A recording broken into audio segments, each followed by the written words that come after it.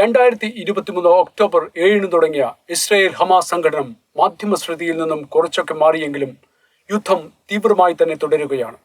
രാജ്യത്ത് അതിക്രമിച്ചു കയറി പൗരന്മാരെ കൂട്ടക്കുരുത്തി നടത്തിയും സ്ത്രീകൾക്കെതിരെ കൊടും പീഡനങ്ങൾ അഴിച്ചുവിട്ട ഹമാസ് തീവ്രവാദികളെ തന്നെയാണ് ഇസ്രായേൽ ഡിഫൻസ് ഫോഴ്സ് ലക്ഷ്യമിടുന്നത്. ഹോസ്പിറ്റലുകളിൽ അഭയം തേടിയവർക്കെതിരെയും യാതൊരു ദാക്ഷിണ്യമില്ലാതെ IDF പട്ടാളക്കാർ കനത്ത ആക്രമണം നടത്തുന്നു. ഇവിടെ സമാധാനവും ജീവിതവും നഷ്ടപ്പെടുന്നത് സാധാരണ പാലസ്തീൻ ജനതയ്ക്കാണ്.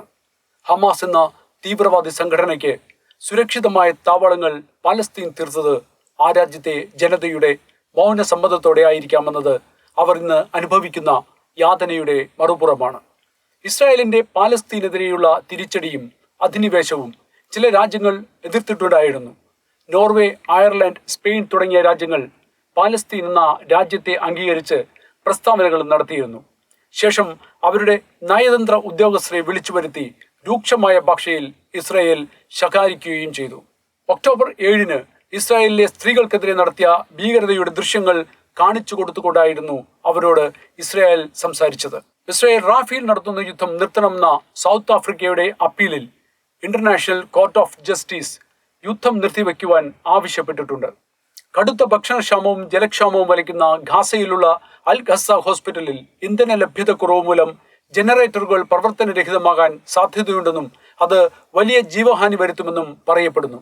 വെസ്റ്റ് ബാങ്കിലെ ജെറിൽ ഇസ്രായേൽ നടത്തിയ ആക്രമണത്തിൽ 5 കുട്ടികളടക്കം 15 പാലസ്തീൻകാരാണ് കൊല്ലപ്പെട്ടത്. ഇതൊക്കെ കാണിക്കുന്നത് ഇസ്രായേലിന്റെ തിരിച്ചടി ഒരു ദാക്ഷിണ്യമില്ലാത്തതാണ് എന്നാണ്. അവർ പാലസ്തീനിൽ ഒന്നും ബാക്കി വയ്ക്കുവാൻ തീരുമാനിച്ചിട്ടില്ല എന്നും വ്യക്തമാണ്. അമേരിക്കയുടെ ശക്തമായ പിന്തുണ ഇസ്രായേലിനാണ്.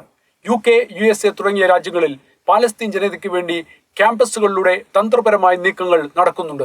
അതൊന്നും ഇസ്രായേലിനെ പാലസ്തീൻ മണ്ണിൽ നിന്നും പൂർണ്ണമായി പിൻവലിപ്പിക്കുവാൻ കഴിയുന്നതാണ് എന്ന് തോന്നുന്നില്ല. വളരെയധികം പ്രതികാര ബുദ്ധിയുള്ള ഇസ്രായേൽ എന്ന രാജ്യത്തോട് ഒളിയുദ്ധം നടത്തിയ ഹമാസും അതിന് നിശബ്ദ സഹകരണം നൽകിയ പാലസ്തീൻ ജനതയും ഇന്ന് നേരിടുന്ന തിരിച്ചടി അതിഭീകരമാണ്. ഇസ്രായേലിന്റെ ലക്ഷ്യം പാലസ്തീന്റെ സമ്പൂർണമായ നാശമാണ്.